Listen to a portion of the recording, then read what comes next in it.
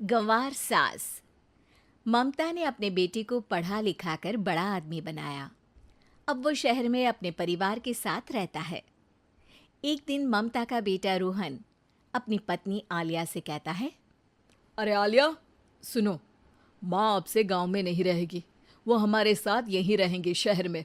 उनका कमरा आज नौकर से बोलकर अच्छे से साफ करवा देना।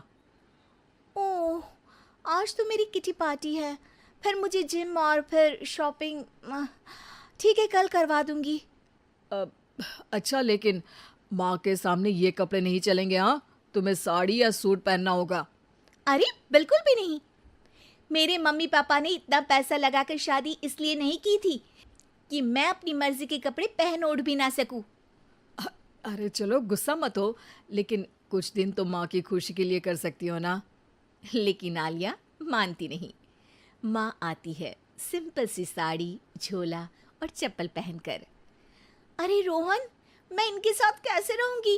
मेरी फ्रेंड्स क्या कहेंगी? ये तो पूरी गंवार लग रही है। आलिया, माँ गांव में रहती थी इसलिए ऐसी हैं। तुम आज ही माँ के साथ जाकर उनकी पसंद की शॉपिंग करवा देना। इनके साथ घर के अंदर रहना मुश्किल है, बाहर तो मैं कभी भी ना जाऊं। रोहन को आलिया पर गुस्सा आ जाता है।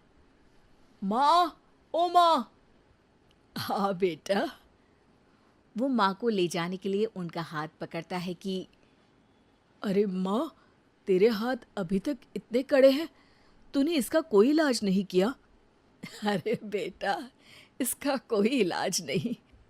वैसे भी मुझे कोई शर्म नहीं कि मेरे हाथ मुलायम नहीं है, क्योंकि इन्हीं हाथों से मेहनत कर मैंने तुझे बनाया है बेटा। अगले दिन। माँ, मैं ऑफिस जा रहा हूँ।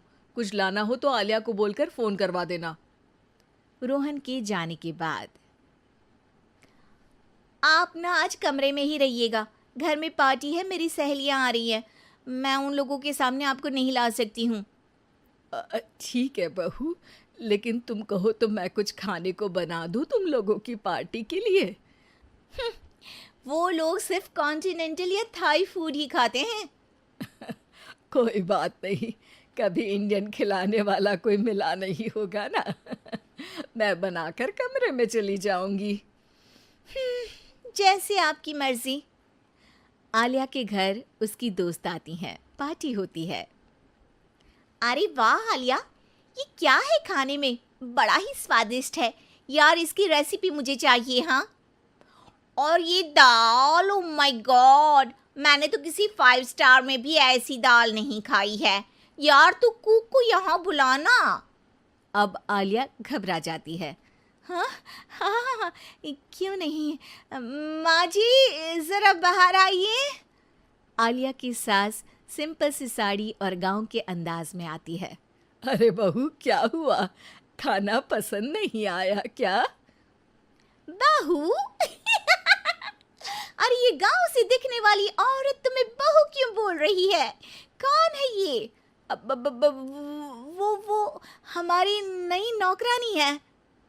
सास बहू की बात सुनकर बहुत दुखी हो जाती है।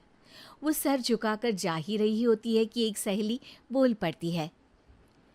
अरे कहाँ जा रही हैं माँ जी? वो उठकर उनके पैर छूती है।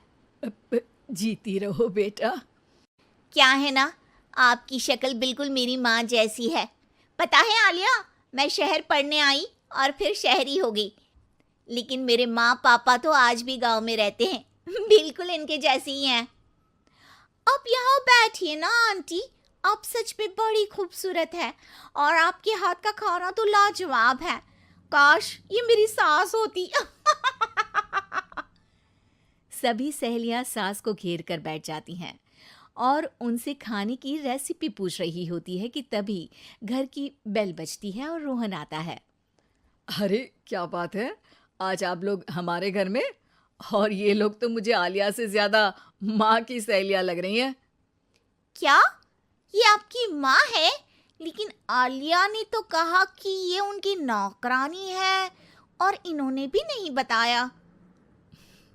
वो नहीं बताएंगी, क्योंकि उनके लिए बच्चों की इज्जत और उनकी खुशी सबसे पहले है। मुझे माफ कर दो, मुझे इन्हें तुम लोगों से मिलवाने में शर्म आ रही थी। कि तुम लोग क्या कहती। अरे अब तो हमें शर्म आ रही है कि तुम हम लोगों की सहेली हो। हाँ, जो माँ जैसी सास को नौकरानी बोले वो हमारी सहेली नहीं हो सकती।